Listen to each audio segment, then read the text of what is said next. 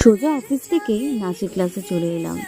এমনিতেই আমি লেট, এরপরেও যদি আমি বাড়িতে যেতাম আজকে নাচটা মনে হয় তোলাই হতো না। তো এই তাড়াহুড়ো করে নাচের ক্লাসেই চলে এলাম।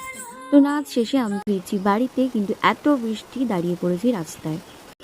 যাই হোক, তারপরে বৃষ্টি থামতে বাড়িতে চলে এলাম। কালকে আর কোনো ভিডিও করিনি, এটা হলো আজকে ভিডিও। Good morning guys. তো ঘুম থেকে উঠে আজকে আমার ছুটি, কোনো কাজই নেই। তো ঘুম থেকে উঠে ভাবছিলাম আজকে নিজের মনের মতো রান্না করব। তো যেদিন আমি বাড়িতে থাকি একটু নিজের মনের মতো রান্না করতে ভালোবাসি। তোমরা কে কে বাড়িতে নিজের মনের মতো রান্না করতে ভালোবাসো?